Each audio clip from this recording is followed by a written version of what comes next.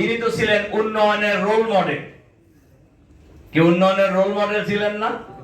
ওনারা বলতেন যে এত রোল মডেল, তাহলে আপনি পালালেন কেন? আপনি ফেস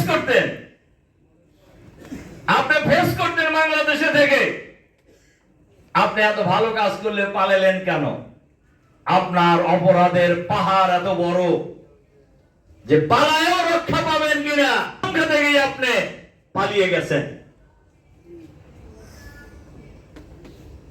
এই 16 বছরে রাজনীতিতে বাংলাদেশের সমাজে সবচাইতে জুলুম নির্যাতনের শিকার হয়েছে জামাত শিবিরের লোকেরা।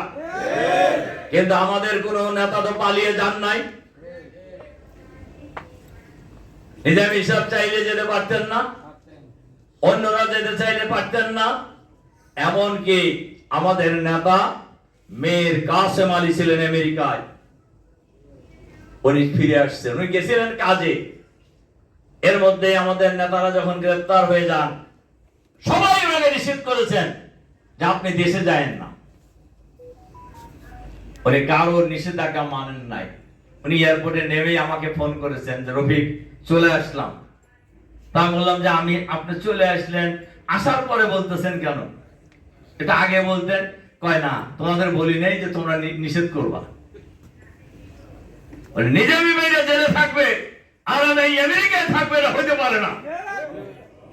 This is our leader. তারা তো পালায় নাই, আপনি পালাইলেন কেন? গোষ্ঠী শুদ্ধ পালাইতে যায় পথে ঘাটে মারিও খেয়েছে। বলি অনেকে মার খেয়েছেন না? মার খেয়েছেন। আপনি এত অপরাধ করেছেন, এই অপরাধের কারণে আপনি পালিয়ে যেতে বাধ্য হয়েছেন। অনেক এখন আবার শোনা যায়, আজকে কিন্তু আমার এগুলো বক্তৃতার বিষয় না, কিন্তু প্রসঙ্গ করবে এসে গেছে। এখন মাঝে মধ্যেই ঘোষণায় ঠুস করে ঢুকা করবেন, আবার আসবেন, আবার কান্দে নাকি বক্তৃতার সময়। নানান খবরই পত্র পত্রিকায় বিশেষ করে সোশ্যাল মিডিয়ায় আসছে।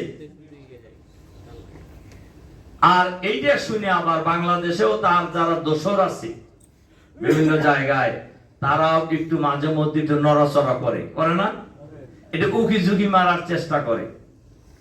আমি তাদেরকে বলবো, আপনাদের নেত্রী আর আসবে না, জেনে রেখেন। কেন আসবে না সেটাও বলে দেয়। ওনার হাতে যখন ছিল police, BDR, RAB, army, Chhatra League, helmet League, আরো যত লীগ আছে সব লীগ ছিল। এই সব কিছুকে আপনাদের রেখে উনি পালিয়ে গিয়েছেন নিজে বাঁচার জন্য। আর সেই নেত্রী আবার ফিরে আসবে, এখন ওনার হাতে কিছুই নাই। এটা তো একটা পাগলও বোঝে কথাটা। বোঝে কি না বলেন? বোঝে। আর আপনারা উকি ঝুঁকি মারতেছেন।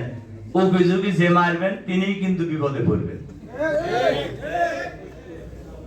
তিনিই বিপদে পড়বেন। বাংলাদেশের মানুষ, আরেকটা কথা বলে আমাদের মূল কথার দিকে আমি যাই। দেখেন, কোরআন শরীফের একটা আয়াত আছে, ওয়াকাযালিকা জাআলনা ফি কুল্লি ক্বরিয়াতিন আকাবিরা মুজরিমিহা লিয়ামকুরু ফিহা ওয়া মা ইয়ামকুরুনা ইল্লা বিআনফুসিহিম ওয়া মা ইয়াশউরুন। সূরা আনআমের 23 নম্বর আয়াত। আল্লাহ তাআলা বলছেন, আমি প্রত্যেক যুগেই ক্ষমতাবানদেরকে দুর্বৃত্তে পরিণত হতে দেই। তারা ষড়যন্ত্রের জাল আটে, এক পর্যায়ে সেই ষড়যন্ত্রের জালে নিজেরা জড়িয়ে যায়, বুঝতে পারে না। যে ট্রাইব্যুনালে শহীদ আমির জামাত মাওলানা মতিউর রহমান নিজামীকে বিচারের নামে প্রহসন করে, তামাশা করে, নাটক করে ফাঁসি দেওয়া হয়েছে, যে ট্রাইব্যুনালে শহীদ সেক্রেটারি জেনারেল আলী হাসান মোহাম্মদ মুজাহিদকে ফাঁসি দেওয়া হয়েছে, যে ট্রাইব্যুনালে মীর কাসেম আলীকে ফাঁসি দেওয়া হয়েছে, শহীদ কামারুজ্জামান, শহীদ আব্দুল কাদের মোল্লাকে ফাঁসি দেওয়া হয়েছে, অসংখ্য নেতা কর্মীর বিরুদ্ধে যে ট্রাইব্যুনালে অন্যায়ভাবে জুলুম করে রায় দিয়েছেন, সেই ট্রাইব্যুনালে হাসিনা সহ তার গন্ধের বিরুদ্ধে বিচার শুরু হয়ে গেছে। হাসিনা যদি আবার এদেশে আসে, আসামি হিসাবে হ্যান্ডকাপ করে আসতে হবে তাকে, ইনশাআল্লাহ ইনশাআল্লাহ। কাজেই আজকের এই পেশাজীবী সমাবেশে আমি অন্তর্বর্তীকালীন সরকারের কাছে আহ্বান জানাবো, পালিয়ে যিনি গিয়েছেন এই ঘসিনী বেগম সহ যাদের বিরুদ্ধে এই মামলা হয়েছে, গণহত্যার দায়ে, গুমের দায়ে, খুনের দায়ে, এরা পৃথিবীর যেখানেই থাকুক না কেন তাদেরকে গ্রেফতার করে বিচারের মুখোমুখি করতে হবে। তাদেরকে ট্রাইব্যুনালে হাজির করে বিচার করে রায় কার্যকর করতে হবে।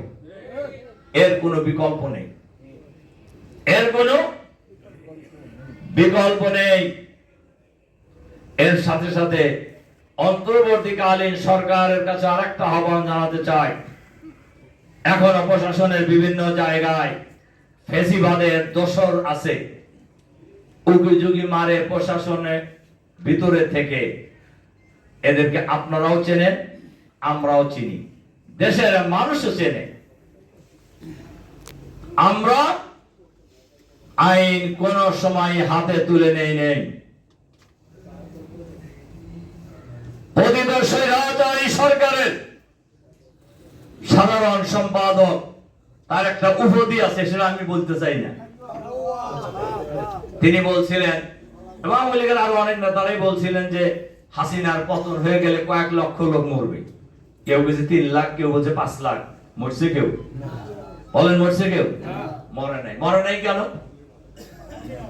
মরে নাই এই কারণেই আমরা আইন হাতে তুলে নেই নাই। আপনারা যেভাবে অরাজকতা তৈরি করেছেন, জুলুম নির্যাতন চালিয়েছেন, আমরা যদি জনগণকে, আমাদের দলের লোকদেরকে আমরা যদি না ঠেকাইতাম, বাংলাদেশ তামা হয়ে যেত। কেউ ঠেকাইতে পারতেন না, সরকারও পারত না। কিন্তু আমরা সেটা করিনি। আমরা আইন হাতে তুলে নেইনি।